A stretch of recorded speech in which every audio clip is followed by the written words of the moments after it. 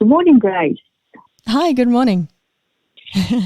Well, welcome to our listeners in today's episode of Can You See What I See? It's Vicky Scott here, and today my co-host Grace Hart and I want to have a conversation about what makes a true apology. How often have we received or given an apology, but something about it feels conditional or just a bit wonky? Have you ever received an apology that made you feel not so good, Grace? Yeah, well, I notice it really around as well, just in general. You know, when I hear people apologising, or whether it's politicians apologising to the public or actors or whoever they are, you know, media people, you can sense the energies behind it. So, yes, to answer your question, I have experienced it. Yeah. So even if not to yourself, you've witnessed it and felt the energy of it when it's given to another person. Yeah, when I've heard, you know, even when I was a kid in the school grounds, you know, you can feel it. It has a smell to it, doesn't it? A true apology has a smell to it. And likewise, when it's not that true, you get it as well. You feel that sort of wonk in your universe. And a lot of you know, apologies are blended with gaslighting too. What do you mean? Say some more. So I think in the past I've spoken to you like with gaslighting, it's things like it makes you sort of question your reality. That's what gaslighting does. And so, for example, if you walked in wearing a lovely dress and I said to you, "Oh, Vic, you know, that's a lovely dress. And, you know, if you lost a little bit more weight, it'll look even better." So it's like, hang on a minute. So you're saying it's a nice dress, but really you're saying I'm fat? Like what's going on here? And it makes you kind of question, like, does she like the dress? Does she not? Do I look good in it? Like, you might have felt really good about it, but then you're questioning it now. So apologies, It's like I'm saying apology, I'm saying sorry, but then I'm giving this reason and justification, and now I'm back to feeling wonky again. Like, did you really apologise? Was that an apology, or did you just want to tell me why you're right and give me a reason and justification on what you did? You know? Yeah, I so get that, you know, energetically, because I know I've given an apology like that made me feel wonky because I wanted to justify something. And I know, you know, you've talked a little bit about that's just a part of us. It's parts of our personality, or, you know, I'm very much a spokesperson for the voice of trauma. So when you're traumatized and a part hijacks you, that's when, even if you truly, truly were sorry, equally with that, you want to, you know, follow up immediately with why you did what you did, or why you said what you said. And it becomes more important to have that person know why you did it or said it than actually saying sorry. And that's that wonk. And I've been guilty of that too. You know, in my younger days, I would truly mean sorry, but then I'd feel so bad for doing that, that I'd want them to really get why I did or said what I said, you know, or did what I did.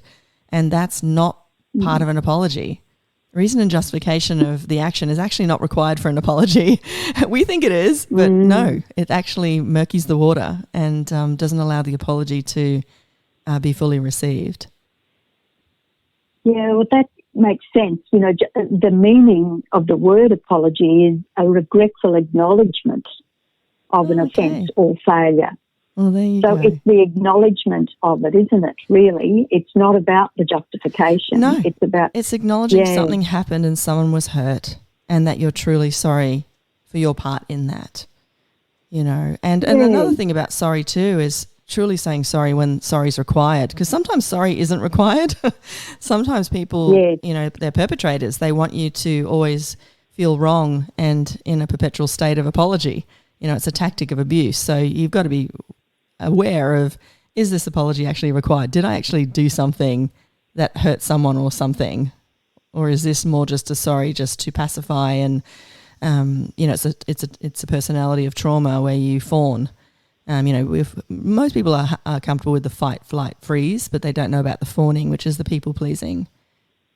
And is that when in the fawning, that's, you know, I've noticed, I've become conscious in more recent years of how often I say sorry. Now, it could just be you're in someone's way in the supermarket. Exactly, that's what came to my mind. Supermarket. Sorry. Why are you sorry? Yeah. You didn't actually do anything wrong. And Yeah. I had that same thing too, many years ago, and I went, you know what, next time that happens, I'm just going to see it as a dance. And so you don't apologize for dancing with somebody, it's fun. So, you know how you do that sort of thing where you go left and they go left and you go right. It's like, it's funny. Yeah. You don't have to say sorry. I know, but there's something about it. It's an automatic word, isn't it? And I'm really grateful that people are becoming more conscious of the fact that, hang on, is this something that requires an apology?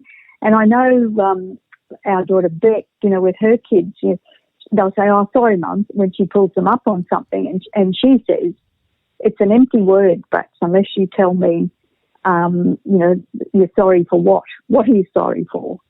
And I really get that, if that's when they know the impact that it's had on the other person, is if they can articulate what the sorry is for. Well, that's, I guess, what you're speaking to with the definition. It's the acknowledgement, to hear what it is that they're sorry for. But for me, I don't need that. For me, it's more, I can sense it. If someone's done something or said something, firstly, I don't believe in right and wrong. I generally think people do their best they can with what they have, and so if they're courageous and brave enough to say sorry, because a lot of people think saying sorry is a weakness, whereas it's the most, for me, beautiful thing and powerful thing for somebody to be able to be that vulnerable, to say, "Gee, I really messed up then and I'm so, so sorry," and just stop it right there without any glumping or reason and justification. It's such a beautiful thing, and it makes you love that person even greater, from my perspective. Or respect if it's a job situation. If your boss can apologise to you, that actually brings intimacy and trust into the relationship. And, my kids have always said to me, now that they're older, they said, "Mum, that's one of the things I really loved about you as a parent. You always taught us that it's okay to mess up, but however, say sorry and then never do it again." Yeah. Yes. And that's the thing, that's the kicker, I think, isn't it? When the apology is followed, and you don't have to say that to the other person, but each of us has to be responsible for not doing it again. Yeah, otherwise you're not sorry. It's sorry you got caught, or sorry that it was hard for you. There you go. Yeah. Yeah, but it's not a true apology. So trying to dig yourself out of a situation that you're embarrassed about. Yeah, I'm sorry I said it.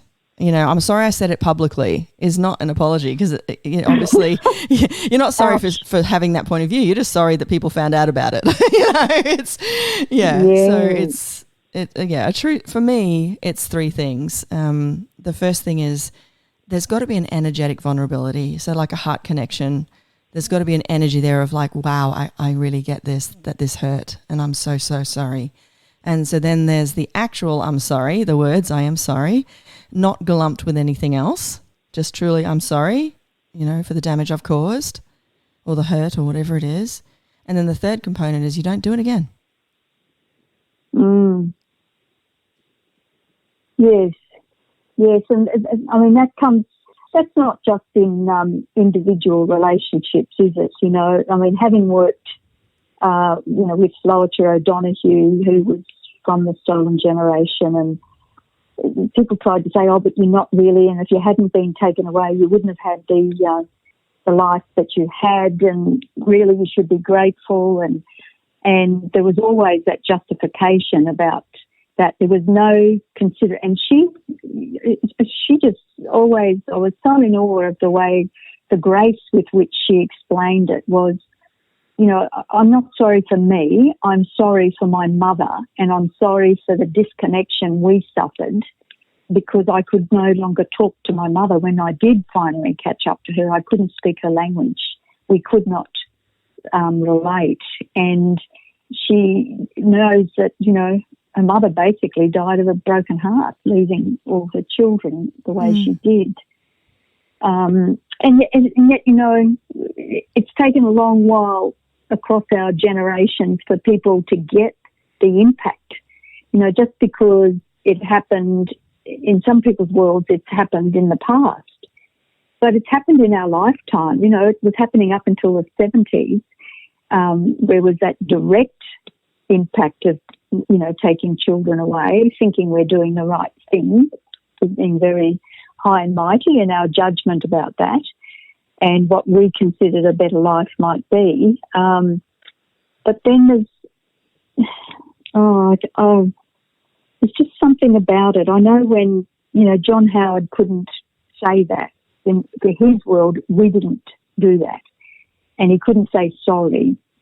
But then when Kevin Rudd did issue the formal national apology, and gosh, that's about 14 years ago now, I hear what you say about that vulnerability, of, you know, from a heart perspective, because it was one of those things I had to stay home on my own and watch it on television because I didn't want to be out in public. I knew it was going to have an impact. Yeah. And to watch it on TV and to see the tears rolling down people's faces was the first time they'd actually received that. And it certainly did have the energetics, you know, and the vulnerability of the Prime Minister. But, you know, going on what you said, Grace, that there are really three parts to an apology, that they can't have that, you called it dumping, I think. It's that wonkiness around it, isn't it? And then, well, you're never going to do it again. In the case of that with our First Nations people, I don't think we've got the last two parts of that yet, because whilst it's not happening in the same way, it's still happening. And, you know, you've only got to look at statistics of, if they're 3% of the population, but more than 40%, nearly 50% in some states and territories, they're the population in the corrective services system. Well, hello. It doesn't take much to see something still not working there, and we're still removing people and punishing people for what? Because they don't fit our mould. Anyway, that's another story, and it's a big, deep wound in our nation's psyche that's still to be addressed, I believe. So I agree with you. I think there's more than one part to saying sorry. Yeah, I mean, look, you mentioned a really valid point on when it's something that involves, you know, structures like government, legalities, a lot more than one person. So you're not apologising for hurting one person. It's a generation and generations. You know, that it's tricky in that the way I've always said it, I've sort of brought it down to, like, say you're dating someone who's an alcoholic and they've just realised how much damage they've caused and pain they've caused, and they truly want to change.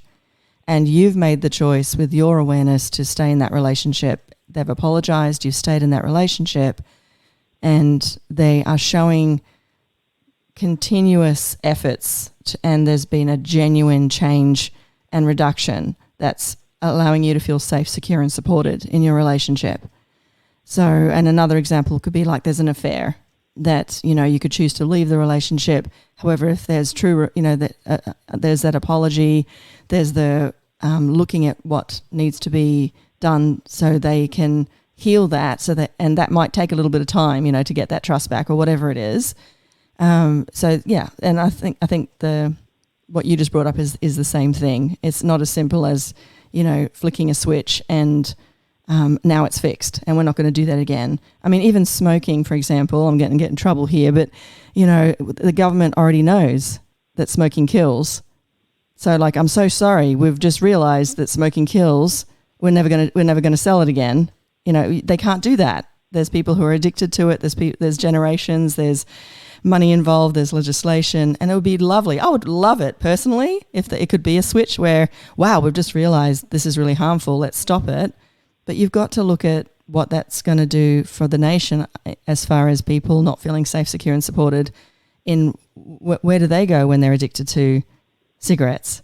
How do they? You know, you can't just take off their supply, for example. You know, so there is this weaning process. So it does get tricky. But for me, it's more about: is there a consistent change here? Is there, you know, are they not dropping the ball? Are they continually, you know, moment by moment getting better and better and learning and changing and evolving and continually changing laws, continually having, you know, meetings that actually create change?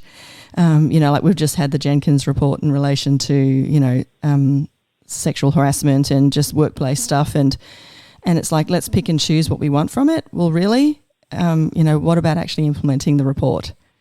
And so it's tricky. It's tricky, but sorry, what were you going to say? Yeah, well, I agree it's tricky, but, this comes to what comes up for me is, we've had so many royal commissions, we've had inquiries, like you talk about the Jenkins report and others, and they get these people to, okay, tell us what's required. And then don't do it. But then don't do it, Or pledge money, but then don't actually give it.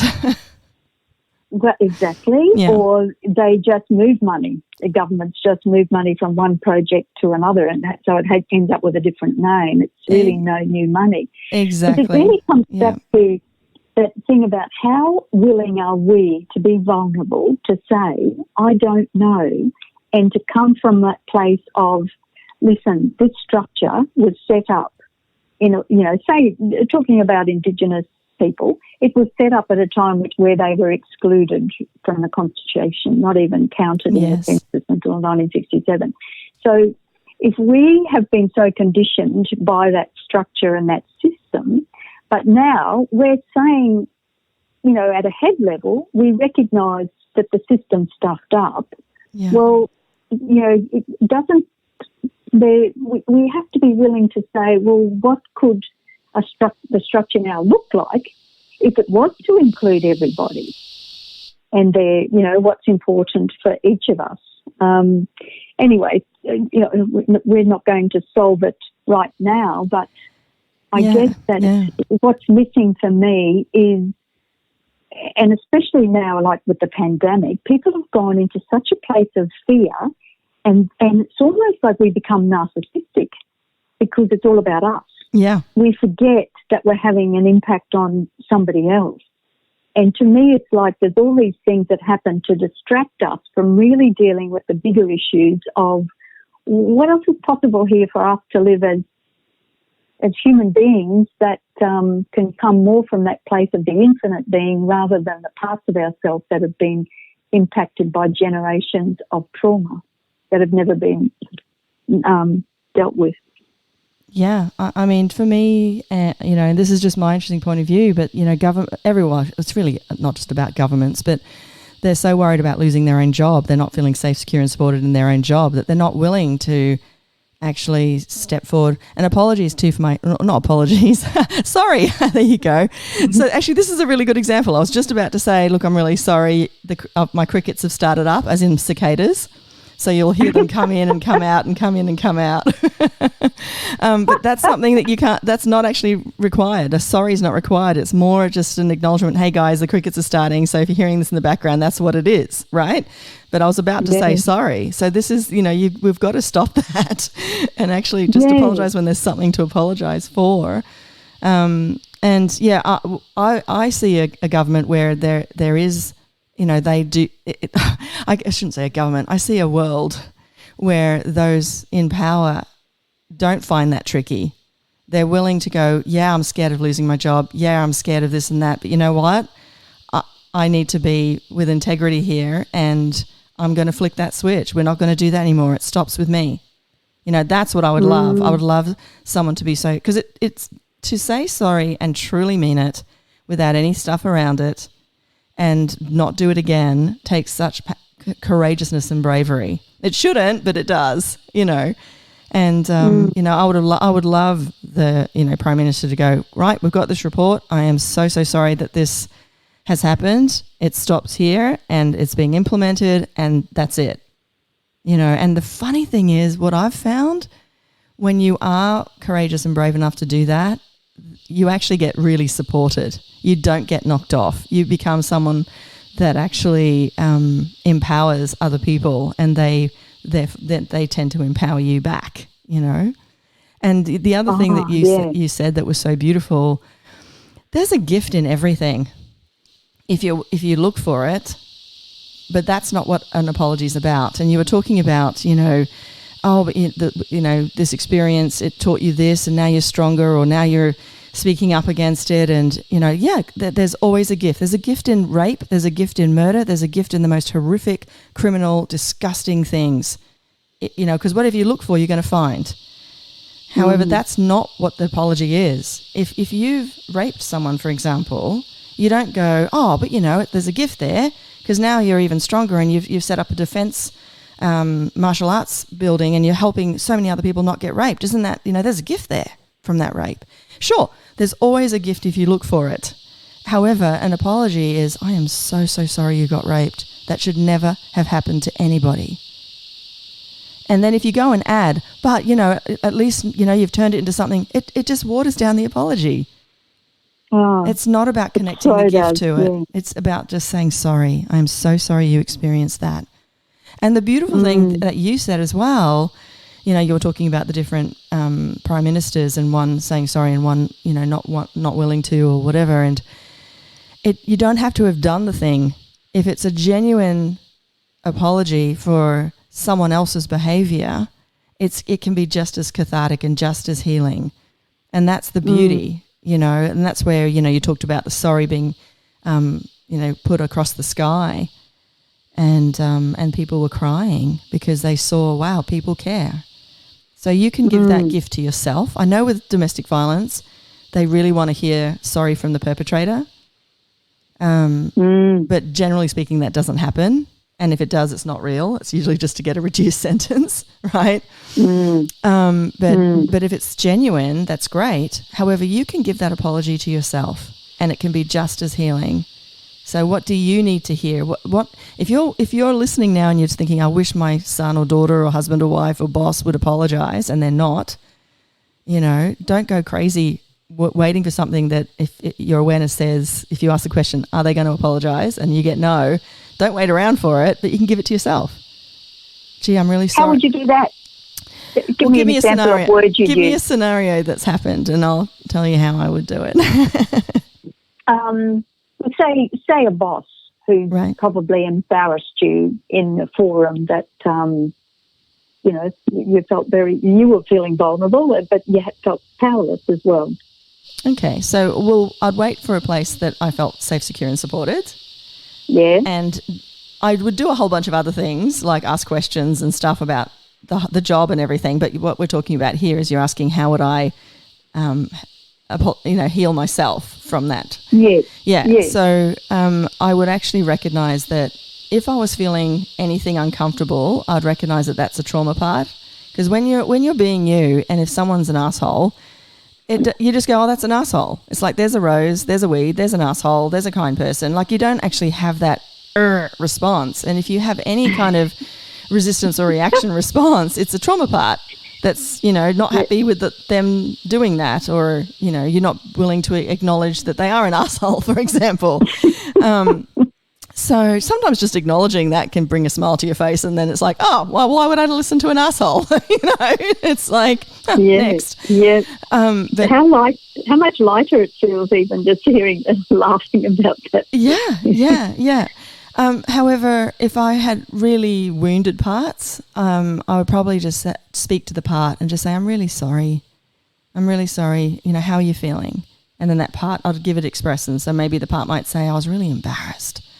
And it's like, yeah, I can see that would be embarrassing. I can see that. And, what do you need, honey? I'm here for you. What do you need?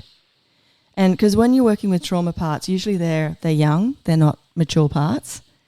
And usually they don't realise that you've grown up. So they're still sort of locked in that younger age.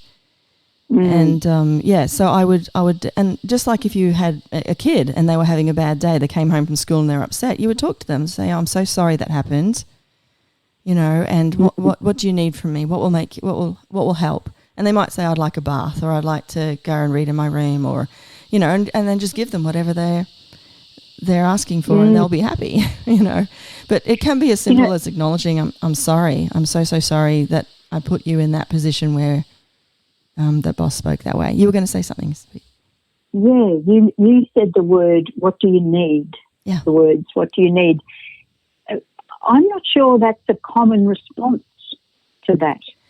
Yeah, I mean, I talk to you occasionally about access consciousness, and one of the things they say with apology is to to say, sorry, and then how can I make up for the damage I've caused?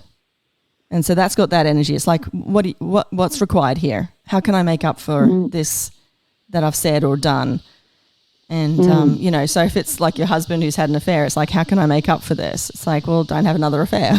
You know, it could be as simple as that. Or it could be, let me know, I'm a bit vulnerable at the moment. Let me know what's going on, you know. But that's a whole other ballgame because I've got a very different point of view about affairs.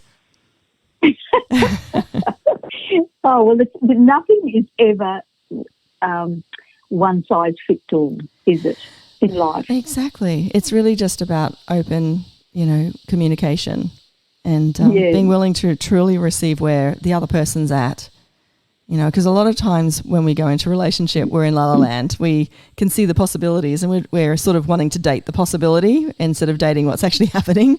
And if you're willing to ask the question, you know, are they actually even going to choose that? Chances are you'll probably get no, you know, or just don't date them till you know that they're choosing it. But, you know, I love in being connected with you over many years, and I've seen just your own journey on how you have, you know, healed yourself from the traumas you've experienced throughout your life.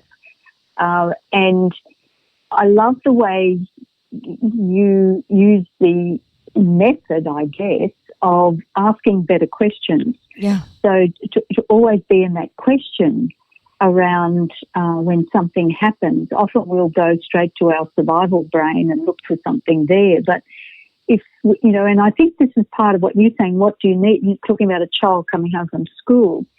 I love when I hear young mums or dads or anyone connected with a young child, oh, I'm sorry you experienced that. What do you need? And I remember once I told the story about Beck with her son came in screaming because he'd had a fight with kids out in the whatever and somebody had hit and whatever else. Yeah. And then she said to him, so what do you need? And he said, I'm thirsty. Yeah, and it's the last thing you would have thought, oh, he needs a drink. You know, I would have thought he needs a hug. And this is actually the point. You know, you can project what you would want. Oh, I've just had a fight with the kids outside. I'd want to come back in and get a hug. Whereas that could be the last thing that person needs. You know, they might just need water or to be left alone or, you know, to share a joke. You've got to ask them, what do you need? Yeah. But, you know, this is part of our role, and I think the young parents coming through, the gifts they can give their children is to help them find a vocabulary that they can express their needs.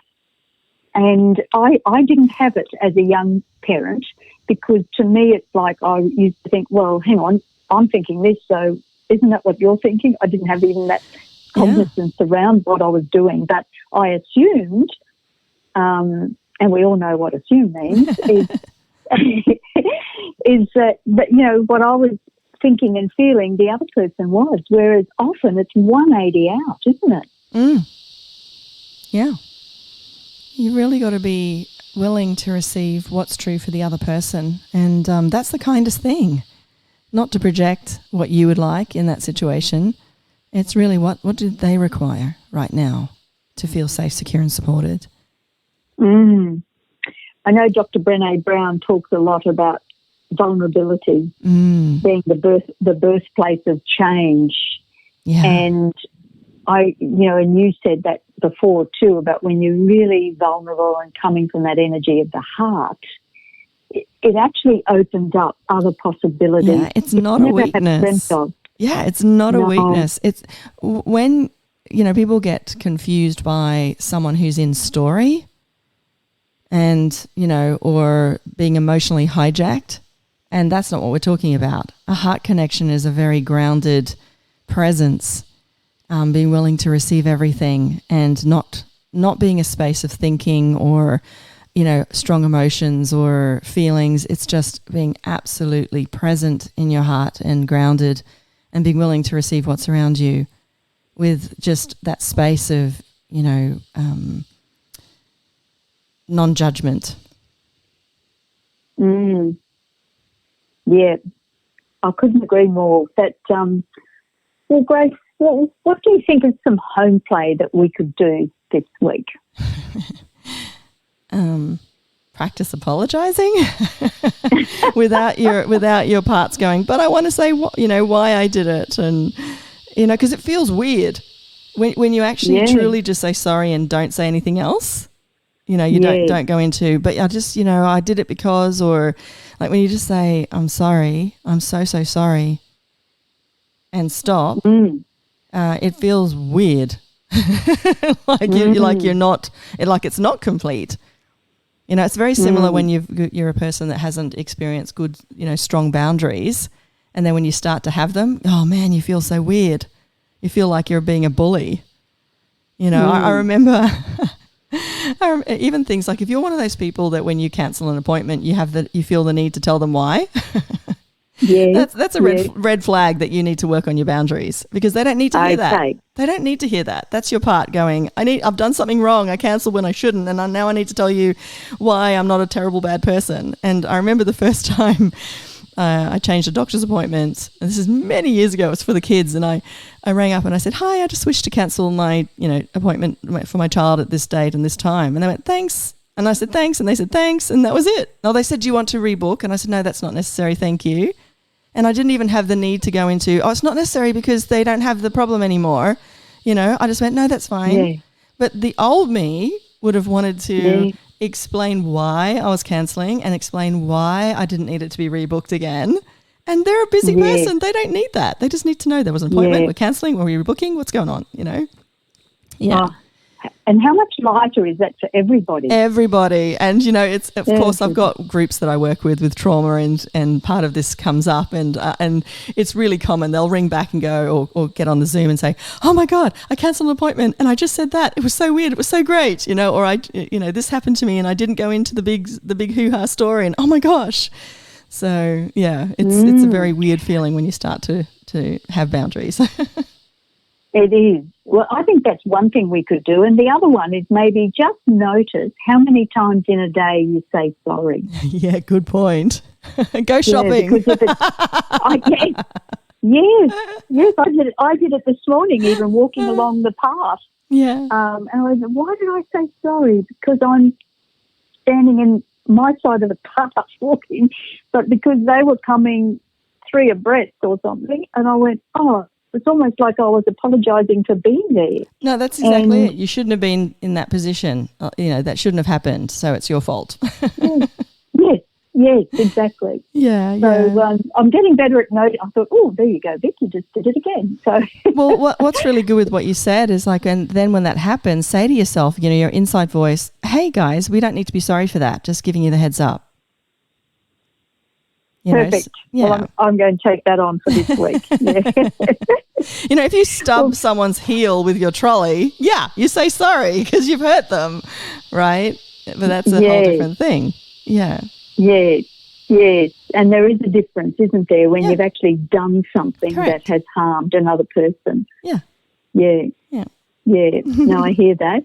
Well, that's lovely. I've got a whole new perspective on apology for the day. Thank you so much, my dear. Same. Every time I speak to you, it's so much greater. So much greater. Well, take care. Have a great weekend, hey? And we'll talk again next week. Yeah. I wonder what we'll talk about. I don't know. No idea.